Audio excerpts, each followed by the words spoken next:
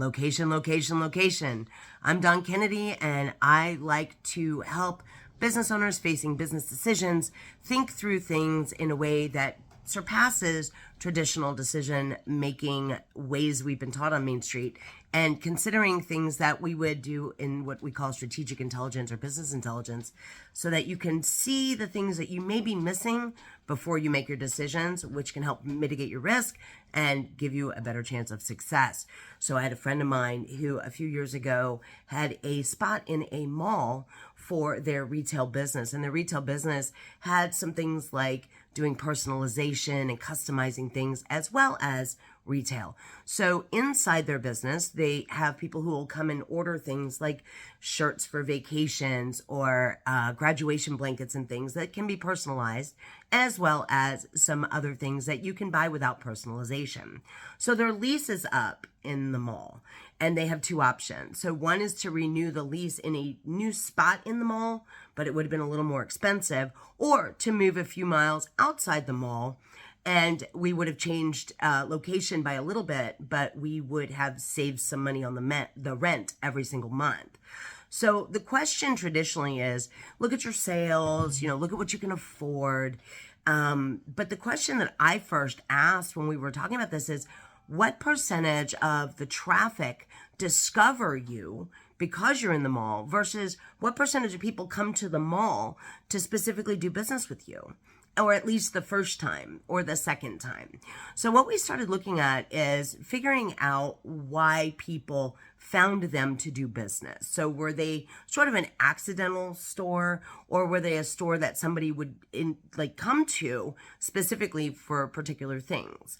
And that question allowed them to go back and look, and they ultimately made the decision to stay in the mall because a lot of their first traffic, first experience with customers was they were in the mall to maybe go do something else, and they were walking through and they found out, oh, this is cool.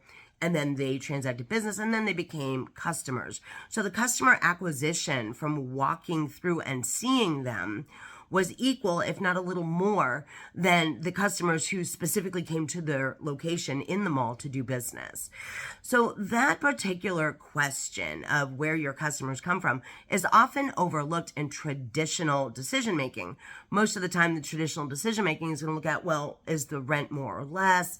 Can you afford it? If you were to move, do you get more space, less space per square foot? And actually running the operational numbers themselves based on the financial decision and maybe based on the location rather than on things like customer acquisition. And, that happens a lot of times. Traditional decision-making comes from study your competition. So let's say they did move to this other location and they're the only ones in the area. So, traditional wisdom says, well, you have no competition. I would say that might be a flawed perspective, because you have to look at the entirety of why people come and do business with you. So if you pick a location, maybe you're an entertainment spot, you're going to want to pick a location where, perhaps there's restaurants and other things for people to do, like a movie theater might be close to an area that has places to eat before and after movies. As a coffee roastery, this decision for ourselves has driven some of our marketing and things, because where we are located, we are what we would call a, quote, destination. Nobody is going to accidentally find us and come in and get a cup of coffee, but we're not a coffee company that is open every day to serve. We're not a coffee shop. We're actually production and manufacturing facility. So retail business is not our core function.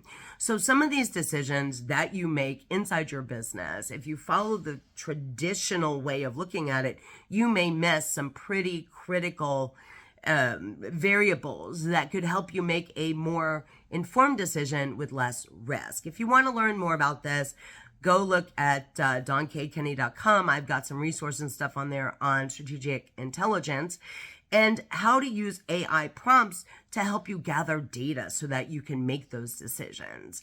So that's it. I'm going to keep doing business case studies, I think, more this way, comparing and contrasting traditional business decision-making things versus how you can add these additional variables that can help you make a more informed and successful decision.